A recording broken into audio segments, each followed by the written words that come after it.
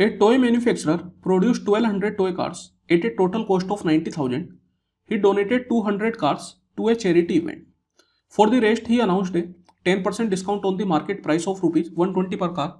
He also offered 2 toy cars free for every 8 toy cars purchased. If all 1200 toy cars were distributed, what is his overall gain or loss percentage? तो देखिए बोला जा रहा है कि एक manufacture है जो कि 1200 टॉय कार बनाता है और टोटल कॉस्ट प्राइस जो अपन को दे रखा है वो दे रखा है 90,000 रुपए। लेकिन इन 1200 में से 200 कार को वो डोनेट कर देता है चैरिटी के लिए। तो जब कभी भी अपन कोई भी चीज डोनेट करते हैं तो फिर उस पर कोई भी गेन या लॉस परसेंटेज की बात अपन नहीं करते। तो यहां पर अपन क्या करते हैं, ये 1200 में से 200 कार को सीधा हटा देते हैं। तो 1200 की जगह मैं इनको 1000 कार ही मानता हूं और यहां पर जो अपन को दे रखा है कि भैया ओवरऑल गेन या लॉस परसेंट क्या होगा वो भी अपन 1000 कार पे ही निकालेंगे। अब देखिए यहाँ पे ये जो टोटल कॉस्ट दे रखा है ये पूरी 1200 टॉय कार का दे रखा है जिसको मैंने 1000 माना है। तो अब मैं जो ये टोटल कॉस्ट प्राइस को डिस्ट्रीब्यूट करूंगा ये 1000 पर ही करूंगा, 1200 पे नहीं करूंगा।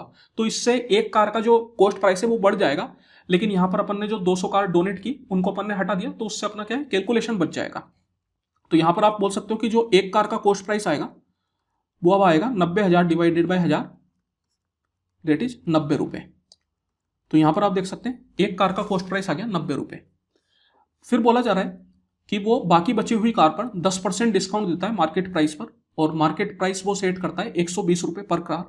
तो मार्क प्राइस जो है वो आ गया यहाँ पे 120 रुपए। अब डिस्काउंट तो जो दिया जाता है वो हमेशा मार्केट प्राइस पर ही दिया जाता है और डिस्काउंट देने के बाद जो वैल्यू निकल के आती है उसी को अपन सेलिंग प्राइस बोलते हैं। तो यहाँ पे मैं बोल सकता हूँ कि पहला डिस्काउंट तो उसने 10% का दिया, तो 10% का डिस्काउंट देने का मतलब है सेलिंग प्राइस कितनी बन गई 90%। फिर उसके बाद बोला गया कि हर 8 टॉय कार खरीदने पर 2 टॉय कार वो फ्री भी देता है। तो अब आप देखिए यहाँ पे फ्री जैसा कुछ भी नहीं होता, मेनली डिस्काउंट होता है। तो इसको अपन डिस्काउंट परसेंट में कैलकुलेट कर सकते हैं। तो यहाँ पर सबसे पहले तो किस तरीके से डिस्काउंट परसेंट कैलकुलेट किया जाएगा, तो आप देखिए 8 टॉय कार खरीदने पे 2 टॉय कार दे रहा है, दैट मीन्स की टोटल कितनी कार दे रहा है 8 + 2 10, जिसमें से 2 कार फ्री है। तो मैं बोल सकता हूं कि 10 पे 2 का डिस्काउंट दे दिया उसने।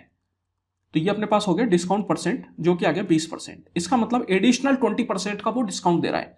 10% का डिस्काउंट तो है ही सही, फिर उसके बाद 20% का और दिया। तो जब कभी भी अपन डिस्काउंट परसेंटेज की बात करते हैं तो हमेशा सक्सेसिव डिस्काउंट की बात करते हैं। ऐसा नहीं है कि आप 10 + 20 करके 30% का डिस्काउंट दे दें, ऐसा कभी भी नहीं होगा। जो ये दूसरा डिस्काउंट दिया जाएगा ये पहला डिस्काउंट देने के बाद जो वैल्यू निकल के आएगी उसी पर दिया जाएगा। तो यहां पर पहला डिस्काउंट देने के बाद जो वैल्यू निकल के आई वो ये है। तो अब ये जो डिस्काउंट दूंगा मैं 20% का, ये इस पूरी वैल्यू पे दूंगा। तो 20% का डिस्काउंट देने के बाद कितना बन जाएगा 80%।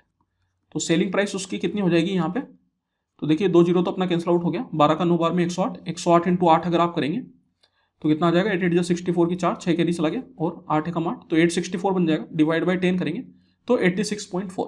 तो ये हो गया उसका एक टॉय कार का सेलिंग प्राइस। अब यहां पर अपन से ओवरऑल गेन या लॉस परसेंटेज पूछ रहा है। परसेंटेज पूछ रहा है इसलिए अपन यहां पर एक टॉय कार में जितना परसेंट का लॉस है उतना ही सम में होगा, क्योंकि यहां पे लॉस हुआ है। आप देख सकते हैं 90 रुपए की कार को उसने 86.4 में बेचा है, दैट मींस मैं बोल सकता हूं कि 3.6 रुपए का लॉस है, कितने पे 90 रुपए पे। तो यहां से आप लॉस परसेंटेज उसका कैलकुलेट कर लीजिए और एक टॉय कार पर जितना लॉस होगा उतना ही सारी पे मिला के होगा। तो यहाँ पे आप इसको कैलकुलेट कर लेंगे, 9 से ये 0.4 बार में और 0.4 × 10 मतलब 4%। तो ओवरऑल उसको 4% का लॉस है, दैट इज ऑप्शन नंबर 1। अब यहाँ पर काफी लोगों को डाउट होगा कि अपन ने 200 कार डोनेट कर दी तो फिर ये जो टोटल कॉस्ट प्राइस है इसको अपन ने उन 200 कार का क्यों नहीं लिया। तो देखिए हमेशा कभी भी अगर आप डोनेट करें या कुछ भी करें जो कॉस्ट प्राइस होगा वो तो होगा ही होगा, क्योंकि जो मैन्युफैक्चरर है उसने जब वो कार बनाई थी तो उसको तो उसकी लागत पड़ी थी, उसको आप हटा नहीं सकते। इस वजह से इस 90,000 में से उन 200 कार का कॉस्ट प्राइस मैंने नहीं हटाया, इस 90,000 को मैंने डायरेक्ट 1000 में डिस्ट्रीब्यूट कर दिया।